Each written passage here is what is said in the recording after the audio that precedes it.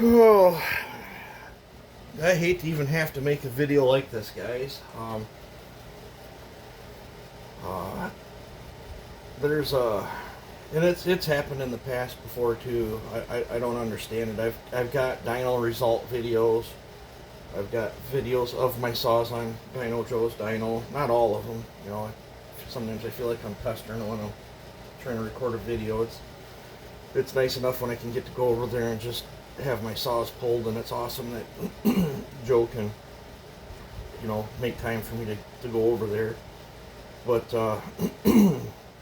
there's a gentleman, I think he's commented on 3 or 4 videos now, and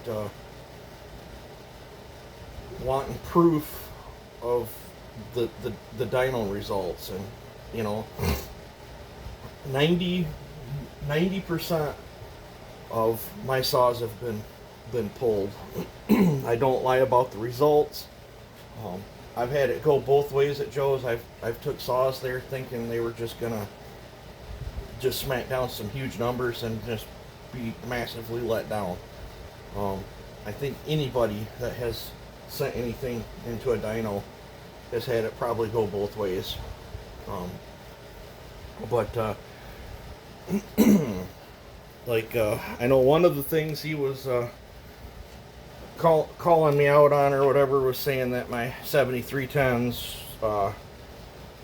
weren't making the 8.5 horse claims. This is, you know, this is one of the older. This is from 2022. I think it might say Dyno Joe's. Yeah, but it's still the same. The same thing. Here's one of my 7310s. This is one of my wilder ones. It put up 8.99 peak horse at 10,500 RPM. That looks to be a little bit more than 8.5 horse to me. But that wasn't the saw in the video. Set that down. Here's a 4310. I just had this one pulled not too long ago. You know, here's the dyno results. They're a peaky little thing, but that's pretty good for a little 43cc saw. Seems how I don't even think they're, but maybe 2 horse stock. Let's see here. Here's another 7310. That looks a little more than 8.5 horse. That's got a nice big power curve to it. But, you know, I'm not being truthful, I guess, according to that dude. Here's a 261. Well, this has actually got three different saws to compare to. Here's my 550. Here's one of my 4910s, and there's the 261. You know, I call both them saws. I seen them, the best pulls both them made was 6 horse. This is just a print off that we were comparing. But yeah, I call all 3 of them 6 horse builds. But let's see, here's a 361. It's a little more peaky. I know he made a comment about 660s. Well, here's a 661. This is a different. Sometimes I have Joe print them off in this style, just because I can track back through and see where, you know, see the numbers. But where'd this one peak out at? 10.22. And that thing's got a nice broad power band, and that's a computer controlled carburetor. Here is another 661. 10.82. And that's the date that it was pulled on. Oh, here's a 660 clone. This was the one I did for Smitty. You know, it's not no joke. It's a pretty good runner for being all Chinese. Used Chinese parts at that. Here is one of my 50cc.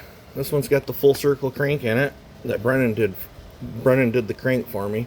That's what that circle stands for. I had Joe put that in there so we could keep keep an eye on it.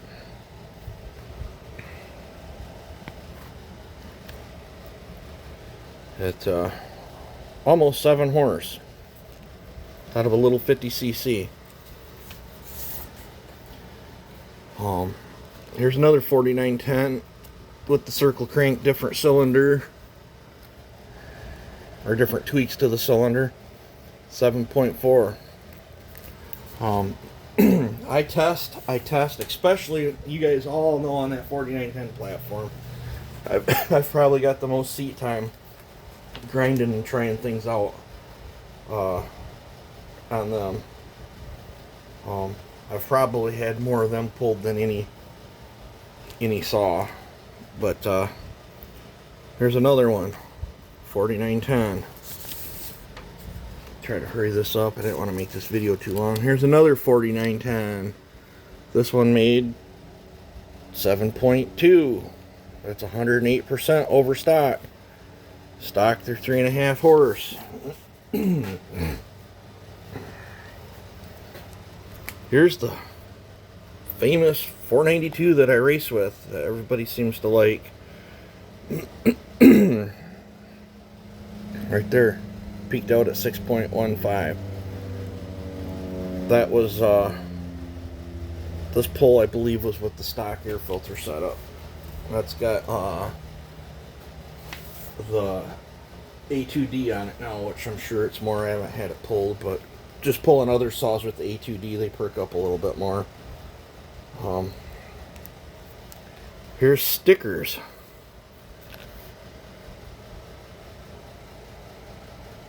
Everybody loves stickers. That's a 4910 50cc saw making that kind of power. Yeah, some of these get dirty or whatever, but here's a 261 at 5.92. This is a stock 550, and there's my ported one. So there's that one. Let's see. Here's a 620. This is the one that had the 24-inch bar on it that I was playing around with. It's called it Old Reliable. Let's see. Here's a little tiny 200T. Only one I've built. It made some pretty good power. Held it for a long ways too. It was a rowdy little saw. Here's different pulls. That's a pop-up. That's what the PU stands for. That was a pop-up build 550. Here's my 492 Shin in one of its configurations. This is the MK2. This was another pop-up 550. So sometimes Joe puts them on a bunch of runs just to save printing them out. This is, he called it the 350 with stuffers, but it's actually a 346. This is the one that Canton raced with. Right there.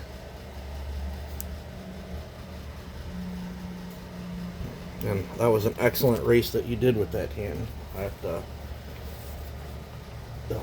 Your execution on your transitions and all that was 10 times better than anything I could do. Here is an MS. I don't know why this is getting all blurry. MS 460. I sent that saw down the road. The guy that's got it loves it. This was a piston swap 460 that I did for my buddy Slacks. I haven't heard from him in quite a while. Big old nice freaking curve in that thing. Run pretty good. This is one he's calling me out on. This is my MS 400. 8.8 horse, 8.81. So stock, they're only 610. But that's the best pull it had, or the worst pull it had, and the best pull. And the worst pull is after it was heat saturated. And yes, that saw has extensive modifications done to it. When you start carving up a magnesium piston and moving things around to where you want them and cutting chambers on an angle and stuff, big power things tend to happen sometimes. Not on all saws, but on this one it did. But there's my 400. This is the independent dyno test that you wanted to see. There's videos of that saw on the dyno. You know, very happy with that build. Right here, 372. 9.03 horse. That was 372 with a UFO pipe.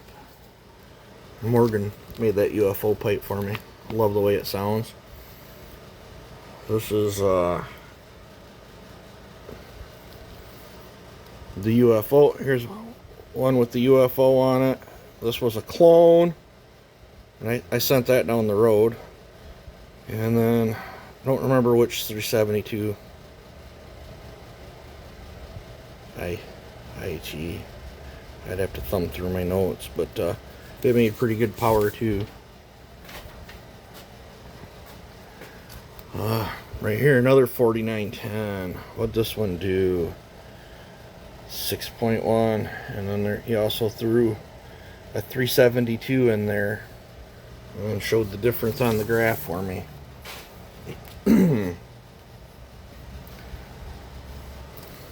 Here's my two 461s. This 8.7, that's a work build. And that's my get-together build. That's what the GTG stands for. They're really not far off from each other. I could race with either one and probably still end up in the same spot with my ability to race. Let's see here. This was one of the 372s that had a bunch of stickers on. What did it put up? 8.71. Here's another 372.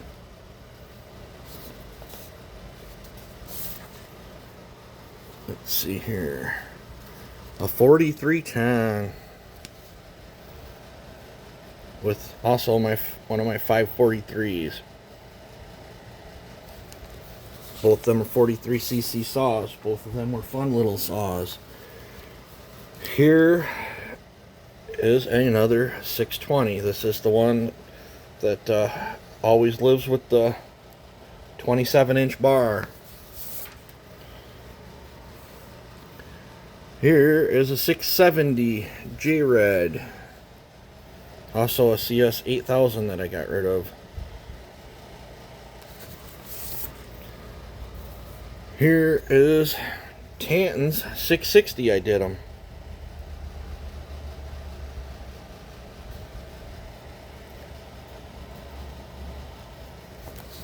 But, that saw is very fast. Very, very fast. Let's see here.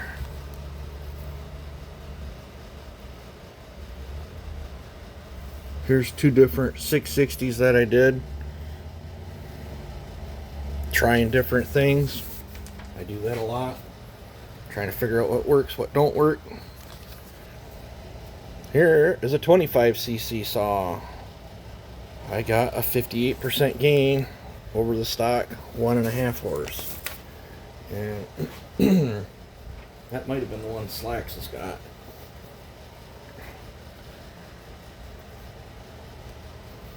More 372s. 4310s. There's the stock with a little bit of massaging.